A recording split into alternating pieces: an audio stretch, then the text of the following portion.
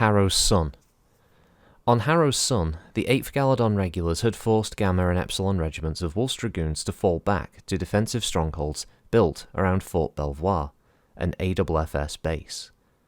A month later, the Dragoons were forced to abandon their first ring of defences. The second ring, codenamed Blue Swan, after a Gamma Regiment mech warrior who died on Misery, was a series of trenches, foxholes and palisades that the Dragoons had dug before the enemy had arrived on Harrow's Son. Built about a kilometre from the base, the trenches were deep enough to provide cover for most mechs, but too wide for all but the longest, limbed mechs to cross. General Victor Nicholas ordered the Galedon fighters into the air to bombard the defensive positions around the fort.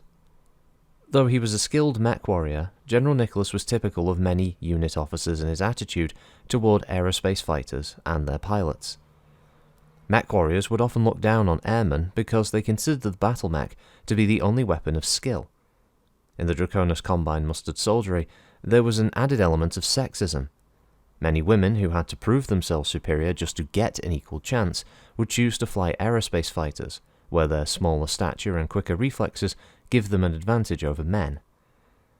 Because of the neglect for the aerospace wing, the 8th Galedon Regulars had left their fighters hundreds of kilometres away from the conflict, when General Nicholas decided it was unnecessary to build any new landing strips. When General Nicholas called for them, the aerospace fighters were at the limit of their in-atmosphere range. The heavier fighters would only have a few moments over their target to conduct their bombing runs before having to return. The first bombing run, at dawn on February 13th, was an abysmal failure for the Combine forces. The fighters, who were attached to Wolf's Dragoons, took off from their airfield inside Fort Belvoir and met the Galedon fighters just as they were about to begin their run. Weighed down by payloads and with too little fuel to manoeuvre properly, the Combine fighters were no match for the Dragoon craft. Of the 15 that made the raid, 4 were shot down and 4 were severely damaged, all turning back without reaching their target. Subsequent attacks proved only marginally more effective. Some of the Combine fighters were designated as bombers while others flew cover, carrying external fuel tanks that they jettisoned on approach. And though this system allowed some of the bombers to complete their missions, the damage they did was minimal. The Galedon mechs did little better during the rest of February and March. They tried several tactics. One was to attack the Dragoons from an unsuspected direction, under the cover of darkness. Another was to split their forces and attack from 2 directions. Nothing would compensate for the fact that the Curitans were vulnerable as they made the approach. With the failure of his aerospace wing and numerous tactical ploys, General Nicholas turned to his 2 companies of combat engineers and ordered them to begin excavating tunnels toward the Dragoons. While the infantrymen and engineers worked their way toward the enemy, the rest of the regiment covered their action with probing attacks. It took 8 weeks for them to tunnel this distance. In early June, the Dragoons discovered the tunnels and bombarded them, and though one tunnel did collapse, killing a platoon of soldiers, highly trained Curita infantrymen emerged from 7 other tunnels inside the fort. The Combine foot soldiers easily dispatched the Federated Sons militia and seized high points inside the fort. The Dragoons on the perimeter suddenly had a threat behind them, and no sooner did they turn to meet this enemy that the Galedon mechs stormed the trenches. The Curitans had some difficulty crossing them, but the Dragoons didn't have nearly enough time to neutralize the Combine infantry and set up any new defenses. The battle inside the fort rapidly degenerated into a wild melee. With no defense lines or formations, opposing mechs blazed away at each other for hours, with the Curita infantry complicating matters.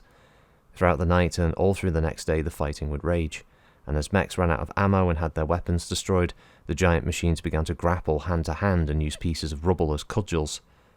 Casualties on both sides were very high. Epsilon Regiment lost all of its top officers, including Colonel Baxter Arbronot. The 4th Provisional Company of Gamma Regiment destroyed an entire Galedon battalion, while itself being wiped out. Building by building, street by street, the Dragoons fell back until they held only the spaceport. The guns of the Dragoon dropships quickly broke up the fights and forced the Galedon Regulars back, and as they loaded the survivors aboard the ship, the dropship crewmen were saddened to see that 2 regiments, which had begun the fight for Harrow's Son, with 8 companies, were barely 3 strong. With most of the warriors wounded and mechs damaged, the Dragoon dropships left Harrow's Son on the 27th of July for the planet Crossing. Glenmora.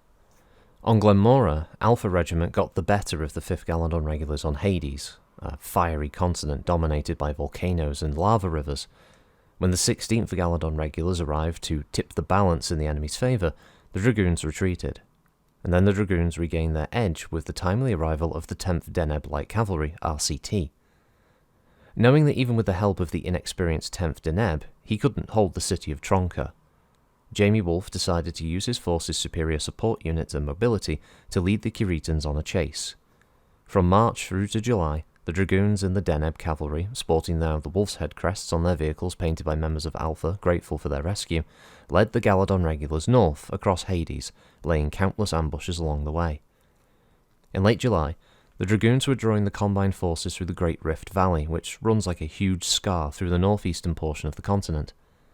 Civilian guides were leading the Dragoons through Rastagon Box, an offshoot of the rift that they assured Colonel Wolfe had a narrow path through the walls into another box canyon on the other side. Colonel Wolfe intended to trick the Kiritans into believing that they'd trap the Dragoons in this canyon, while the Dragoons would take the path through the other canyon, blocking the opening behind them. Then the swifter vehicles of the Deneb would swing around to block the combine mechs into the canyon until the Dragoons could arrive to lock the trap shut. Colonel Wolfe hoped to be able to pick off Galedon units piecemeal as they tried to leave. The guides didn't know that.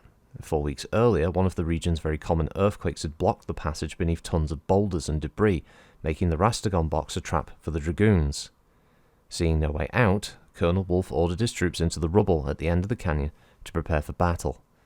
In calling for relief, Colonel Wolfe learned that his dropships were 5 days away.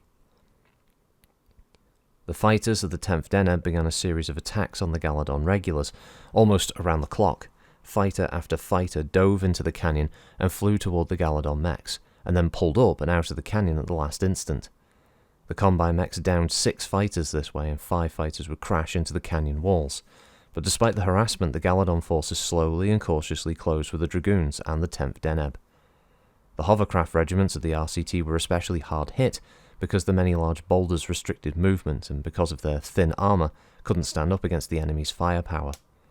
Of the 130 vehicles of the 2 regiments, only 20 would survive. Despite the Galedon Regulars' success, the mechs of the Dragoons and Light Cavalry were making the combined forces pay for every single step. The command staff of the 2 DCMS regiments discussed withdrawing to the entrance of the canyon to besiege the enemy, and then they received reports that enemy dropships had entered landing orbits. Fearing now that the Dragoons would escape, the 2 combined regiments made the attack. Major Koshasha Dukirk, who led Alpha Regiment in Colonel Wolfe's absence when Major Kelly Yukhanov was injured, led her 2nd Provisional Company in a delaying action, and though badly outnumbered, the company used the rugged terrain to inflict heavy casualties and prevent a combine advance. By the time the Galedons finally destroyed the 2nd Company, the Kirita commanders feared the dropships would land in the canyon entrance and add their weaponry to those of the enemy. On the 27th of July, a day before the projected arrival of the dropships, the Galedon Regulars broke off the attack and left the canyon under the cover of darkness. The dropships set down at the mouth of the canyon on the 28th and began loading Alpha Regiment and the Deneb for what they assumed would be a short suborbital hop to the other side of Hades. As they loaded, Colonel Wolfe learned that the other Wolf's Dragoons regiments that had left Wapakoneta and Harrow's Sun for the planet crossing, where they were awaiting further orders. Realizing that there was very little more that his troops could now do on Glenmora, Colonel Wolfe ordered the dropship crews to make ready for crossing. Though only 30 Alpha Regiment mechs were loaded onto the ships, the Deneb Light Cavalry had survived the Hades campaign better, with 2 battalions of mechs and most of its infantry regiments remaining, but only 20 hovercraft of what had been 2 full regiments loading onto the ships.